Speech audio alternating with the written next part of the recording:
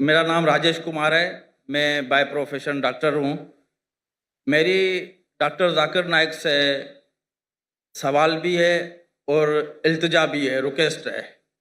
ہم پاکستان میں پیدا ہوئے ہیں، تو ہم شروع سے ہی اسلامیات اور مسلم دوستوں کے ساتھ کافی ہمارا کوآرڈینیشن رہا ہے، تو ہمیں اسلام کے بارے میں 100% نالج تو نہیں ہے، لیکن ہمارا قرآن شریف پہ بہت زیادہ بلیو ہے کہ جو باتیں قرآن شریف میں لکھی ہیں وہ اٹل ہے اور اٹل ہی رہیں گی۔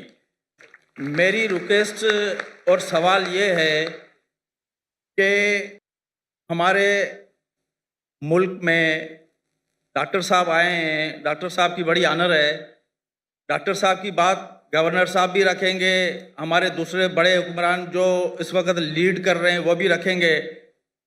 تو میری التجا یہ ہے کہ ہمارے ملک میں شرعی نفاذ، شریعت کا قانون نافذ ہونا چاہیے، اس سے اسلام بھی آگے آئے گا، ہم مسلمان بھی آگے آئیں گے، ہمارے ملک میں لوگوں کو سپورٹ بھی ہوگی، لوگوں کا ساتھ بھی ہوگا۔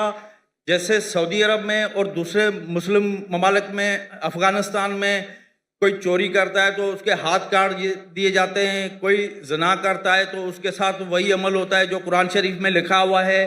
تو ہمارے ملک پاکستان میں جو کہ اسلام بیس بنا ہوا ہے، جس میں ہم اسلام کی باتیں سب سے زیادہ کرتے ہیں، تو ادھر بھی میرے حساب سے یہ قانون نافذ ہونا چاہیے۔ پھر اس میں اگر کوئی ہندو ہے یا کوئی دوسرے مذاہب کے لوگ ہیں، اگر وہ بھی کوئی اس قسم کا کوئی ان سے مسہیپ ہو جاتا ہے تو جو سزا مسلم کے لیے وہی سزا ان کے لیے بھی لاگو ہونی چاہیے۔ یہ میری ڈاکٹر صاحب سے ریکویسٹ ہے کہ ہمارے حکمرانوں کو یہ اپنی طرف سے التجا کریں کہ ہمارے ملک میں یہ شرعی نفاذ ہونا چاہیے۔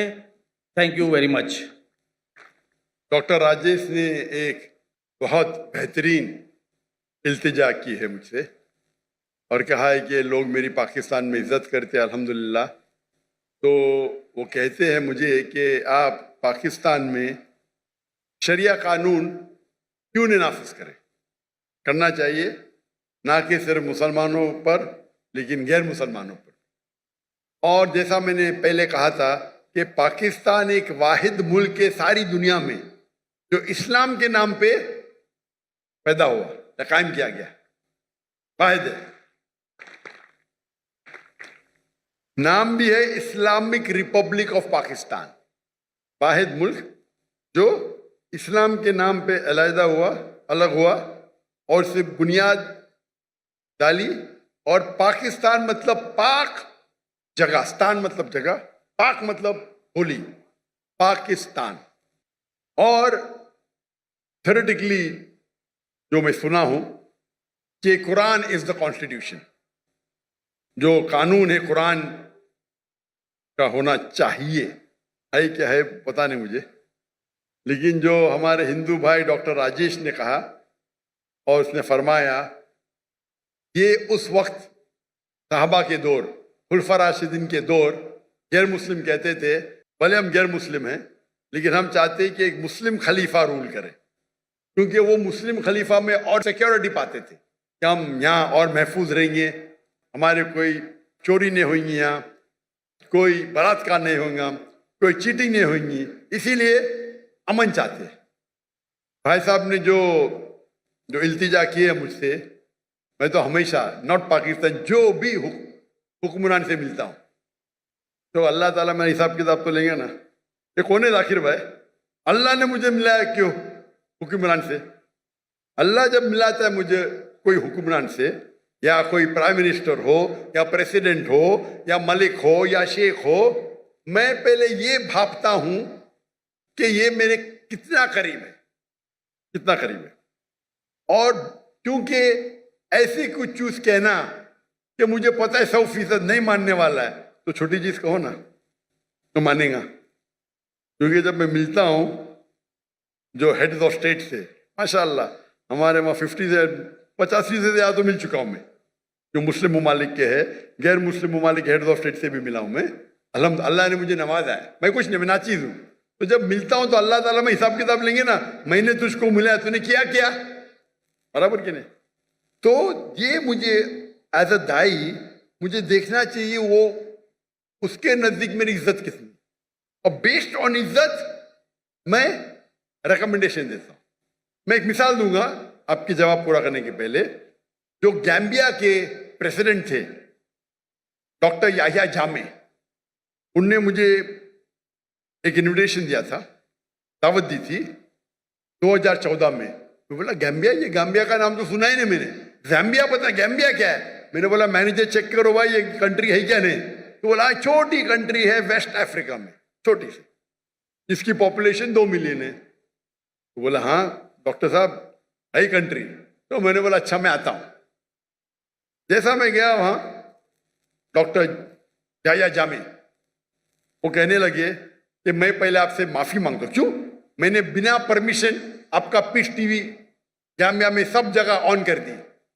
मैं बोला माफी क्या, मैं तो आपके लिए दुआ करूंगा, मेरे कॉपीराइट नहीं है हमारे पास. पहले 90% थी गैम्बिया की मुस्लिम पॉपुलेशन, अभी 95% हो गई.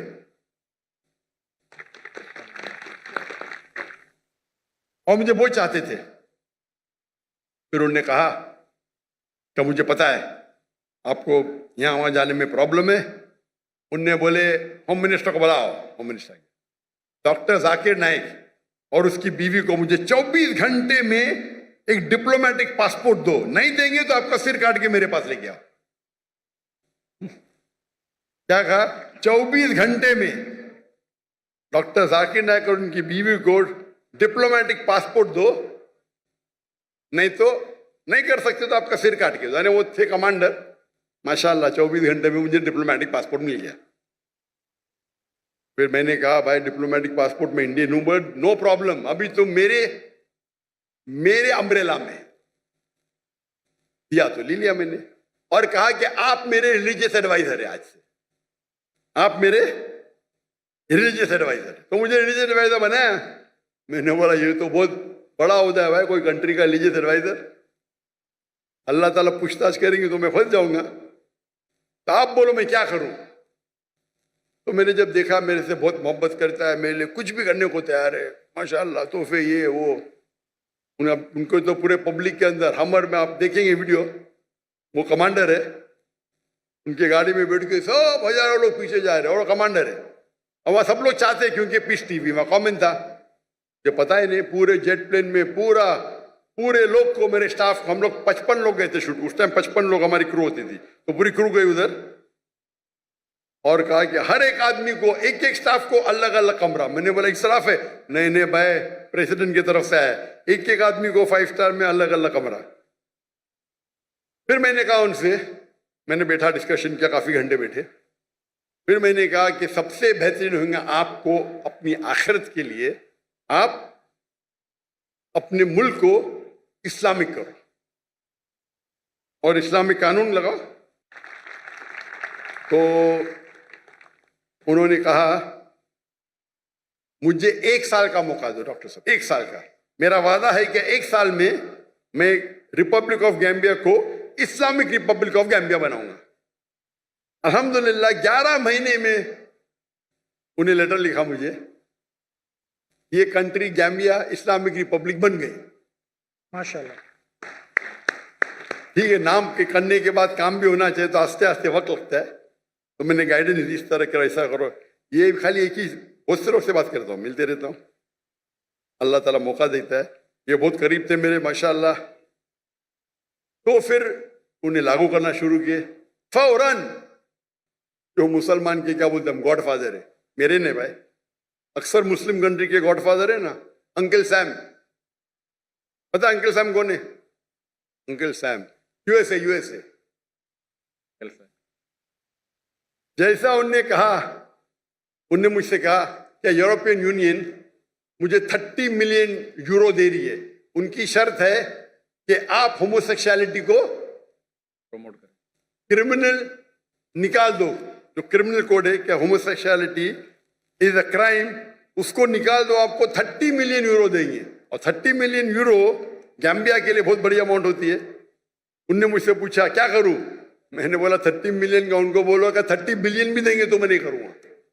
और उनने ठुकरा दिया. मैं ये नहीं कहता हूं کہ وہ ایک دم اچھے پریکٹسنگ مسلمان تھے، لیکن میری کوشش ہے کہ ان کو اسلام کے قریب لے کے آؤں، کوشش کروں۔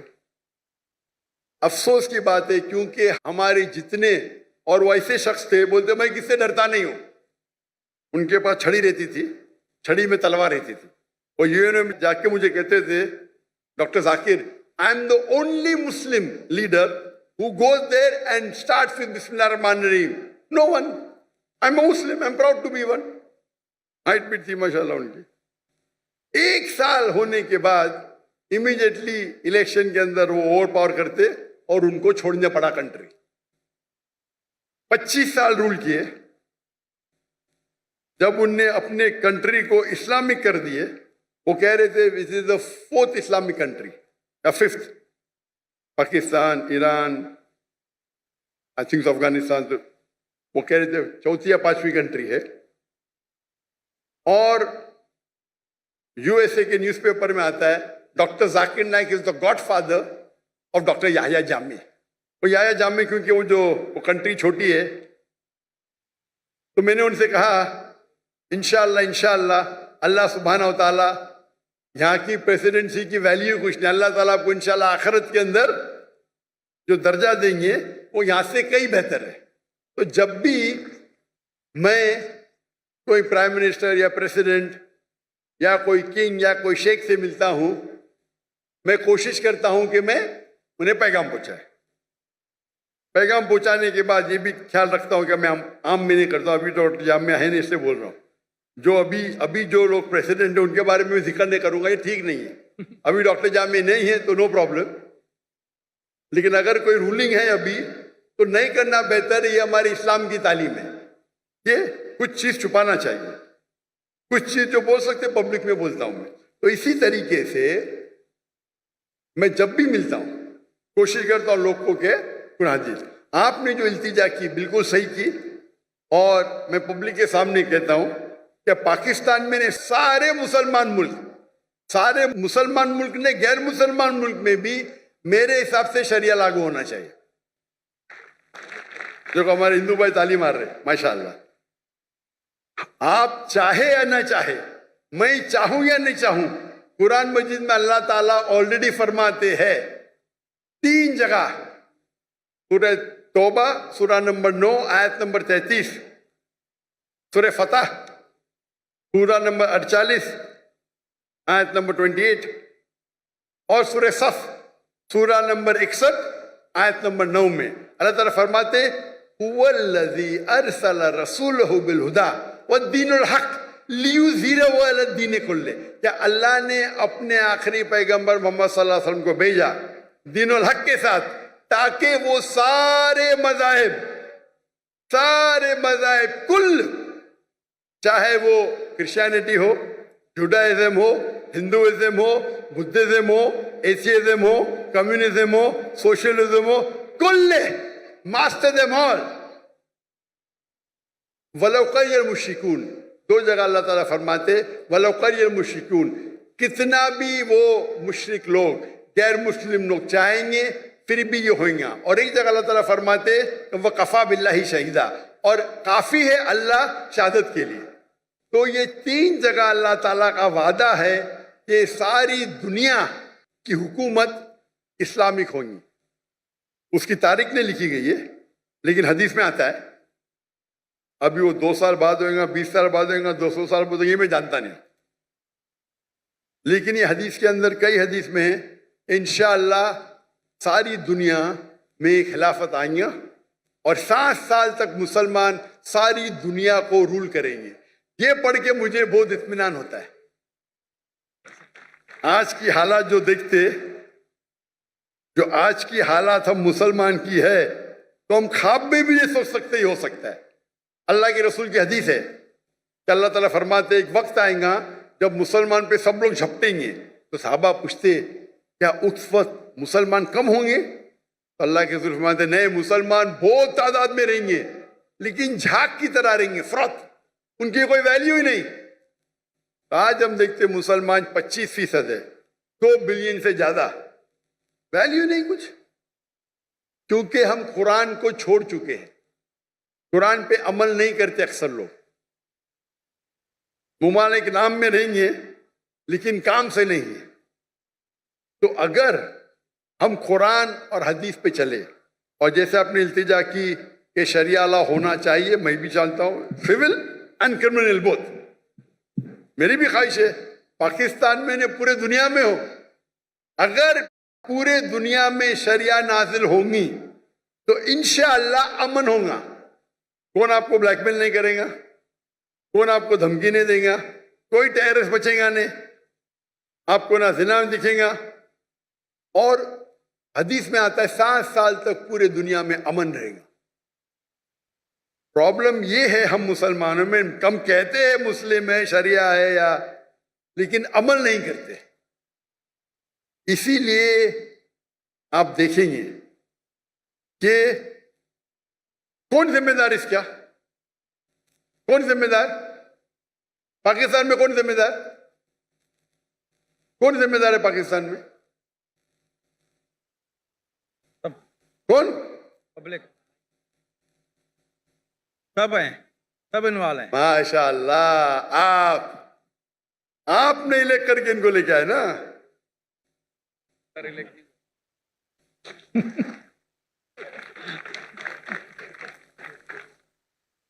ڈیموکریسی اسلام میں الگ ڈیموکریسی تو ایسی ہوتی نہیں, بٹ پھر بھی آپ ہے, اگر آپ چاہے کہ وہ لوگ آئے جو اسلام کو قائم کرے, ابھی کے لوگ بھی قائم کرنا چاہتے ہیں مجھے پتا نہیں, آپ لوگ اگر کریں گے, آپ چاہیں گے تو ہو سکتا ہے, آپ نہیں چاہتے ہوں گے, آپ کی غلطی ہے.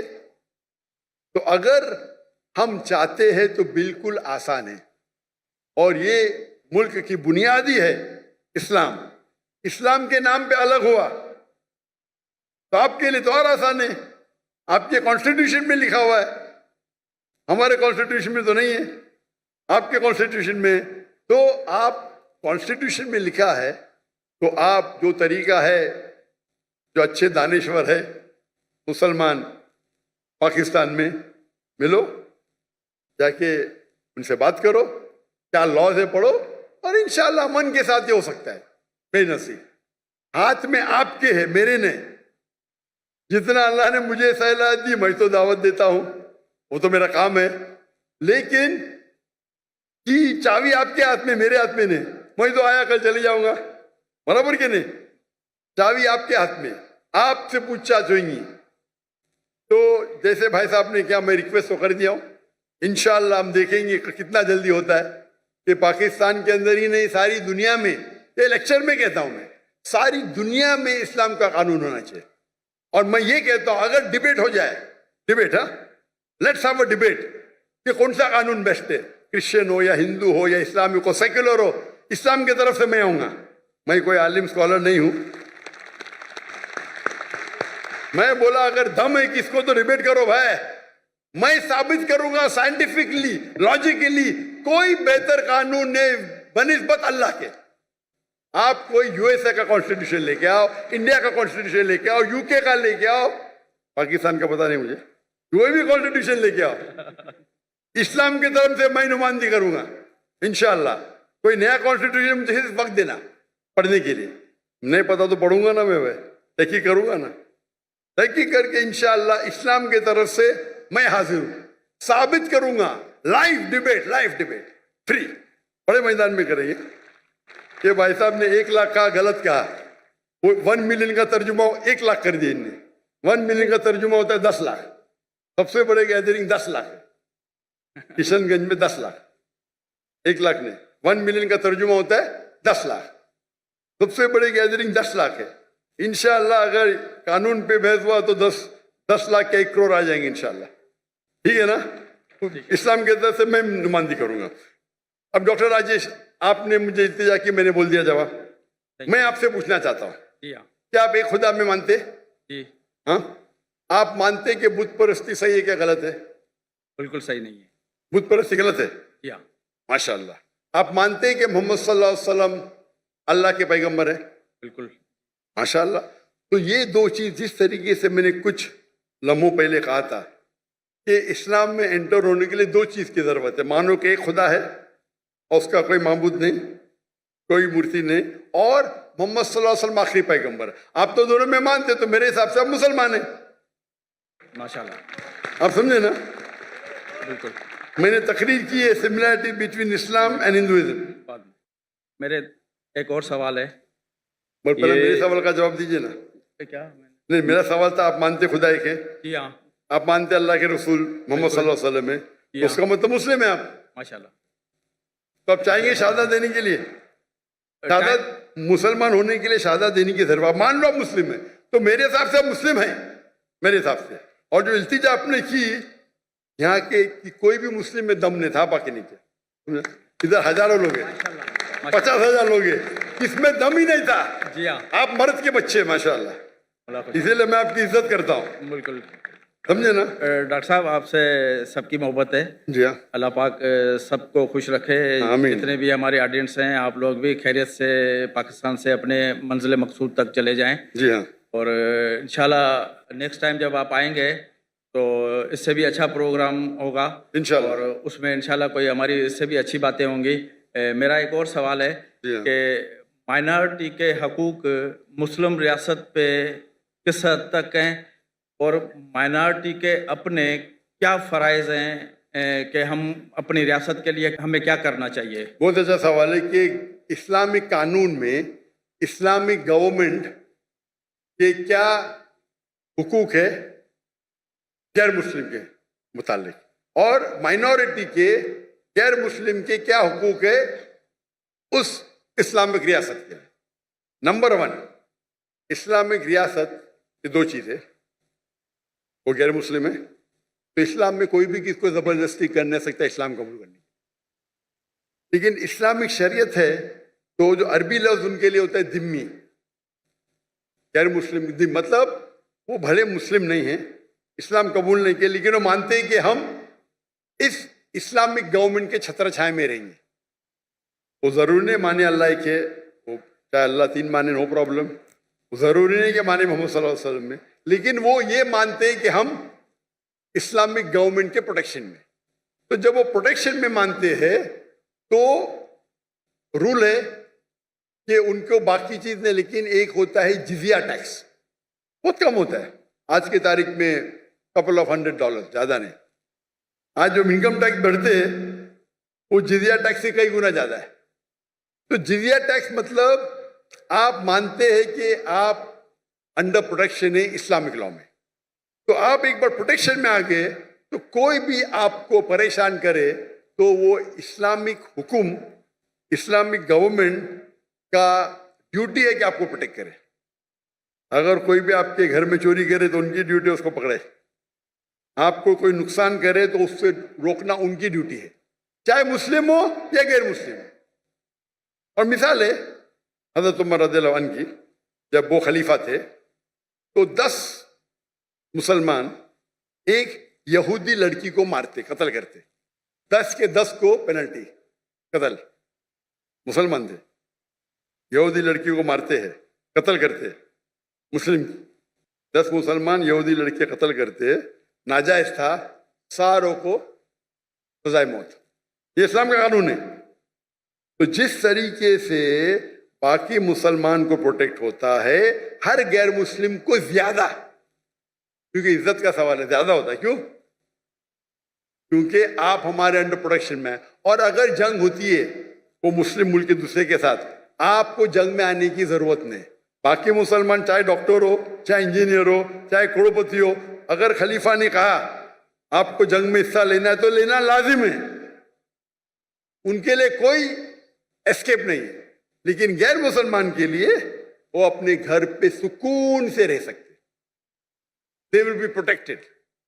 تو آپ کمپیئر کرو, آپ اتنا انکم ٹیکس دیتے عام شہر میں, پھر بھی پرابلم ہوتا ہے. یہاں جزیہ دو, مانو یو آر ویل. اسی لیے آپ ہسٹری دیکھیں گے, صحابہ کے دور, خلفاء راشدین کے دور, غیر مسلم چاہتے تھے, انوائٹ کرتے تھے غیر مسلم, یہاں آ کے بھائی ہمارے راجے کو نکالو, آپ آ کے رول کرو. خط لکھتے تھے ہمارے خلیفہ کو, آپ یہاں ہو. جب وہ آتے تھے کچھ لوگ مسلمان بنتے تھے, کچھ نہیں بنتے تھے, जो लोग मुसलमान नहीं बनते थे वो भी लेकिन सुकून की नींद सोते थे। तो इस्लाम जो स्प्रेड हुआ, ये हमेशा जो हिस्ट्री में बता तलवार तलवार, ठीक कुछ तलवार हुए, ऐसा नहीं कि नहीं हुए, लेकिन ये अक्सर जो फैला वो अमन के साथ फैला। हमारे ताजिर जाते थे, उनको दिन अच्छा लगा, मान लिए। मलेशिया, इंडोनेशिया, कोई मुस्लिम आर्मी नहीं है। तो और आपका दूसरा पार्ट सवाल का कि गैर मुस्लिम के हुकूक क्या है? गैर मुस्लिम के हुकूक ये है क्या वो देखे और रूल को फॉलो करे, जो कानून है उसको फॉलो करे। ऐसा नहीं कि वो कानून तोड़े तो उनको भी पनिशमेंट मिलेगी, तो जो कानून है उसको फॉलो करे। ये देखे कि वो कोई भी इस्लामिक चीज के खिलाफ ना बात करे, नहीं माने नो प्रॉब्लम, लेकिन आगे अगर नारे लगाए कि इनके खिलाफ उनके तो ये गलत है, तो आपको रूल्स फॉलो करना चाहिए। आप महफूज है, आप अपना ईमान रख सकते हैं, ईमान बदलने की जरूरत नहीं है। वो इस्लामिक गवर्नमेंट आपको प्रोटेक्ट करेंगी, आप समझे ना। तो मुझे पता है कि जब बांग्लादेश में लास्ट मंथ कुछ मुसलमान हिंदू टेम्पल को अटैक किए, और बांग्लादेश में मेरी बहुत फॉलोइंग है, तो इमीडिएटली मैंने मैसेज दिया कि हिंदू टेम्पल को अटैक करना गलत है। कोई भी प्लेस ऑफ वर्शिप, चाहे गुरुद्वारा हो, चाहे मंदिर हो, चाहे चर्च हो, चाहे यहूद का हो, अटैक नहीं कर सकते। अगर सिर्फ फितना या कुछ कर रहे तो अलग बात है, लेकिन आमतौर पे अगर कोई भी प्लेसेस ऑफ वर्शिप है वो इस्लामिक मुल्क में महफूज है, महफूज है। तो ये इस्लामिक कानून है, आप समझे ना।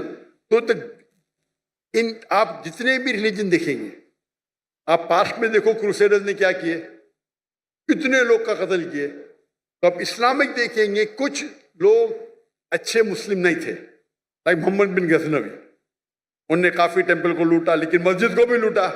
वो लुटेरा था, मुस्लिम नहीं था, वो डाकू था, मुस्लिम नहीं था, आप समझे ना। तो हमारी हिस्ट्री बुक में लिखे टेम्पल लूटा, अरे भाई मस्जिद को भी लूटा उसने, आप समझे ना। तो हमारे पास बैड एप्पल्स भी है, लेकिन नहीं तो आप तारीख में पढ़ेंगे तो मुस्लिम रूल में सब लोग खुश थे। आपको पता है जब मुगल ने इंडिया को रूल किया, मुगल ने जब इंडिया को रूल किया, इंडिया को कहते थे सोने की चिड़िया, और पाकिस्तान भी इंडिया के साथ था, एक देश था, बराबर। 800 साल, 1000 साल जब मुगल ने उन्हें आके रूल किए, उनने इंडिया को बढ़ाया, अमीर बनाया।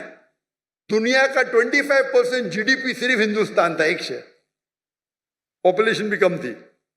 जब ब्रिटिशर्स आए क्या किए, लूटे इंडिया की शहर, पूरी दौलत को लेके गए, कोहिनूर हीरा लेके। मुगल जब आए तो इंडिया को अपना घर बनाए, हिंदू के साथ भाईचारा था, कंट्री इकोनॉमी बढ़ी, सब लोग पावरफुल थे। जब ब्रिटिशर्स आके लूटे तो ब्रिटिशर्स ने पूरी दौलत लेके गए, हमको गुलाम बनाए, हम तफर्रुक पैदा किए, डिवाइड एंड रूल।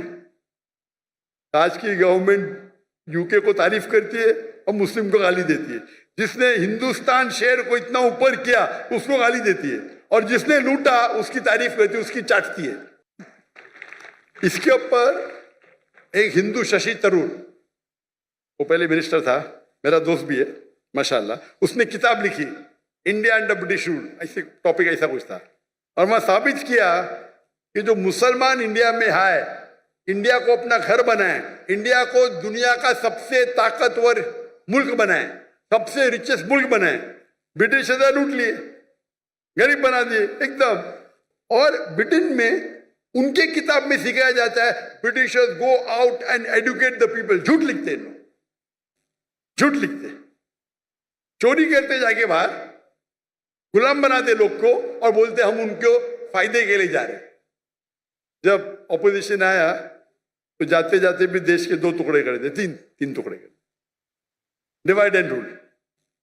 तो जो आपका सवाल है कि इस्लामिक लॉ के अंदर गैर मुस्लिम सबसे ज्यादा महफूज है, इंशाल्लाह आपसे भी इंशाल्लाह करूंगा। तो मेरे नजदीक तो आप मुसलमान हैं, जरूरी नहीं कि पब्लिक के सामने बोलना, लेकिन बोलेंगे तो इंशाल्लाह अमल और अच्छी तरीके से कर सकेंगे, तो उसका इंतजार करूंगा मैं इंशाल्लाह।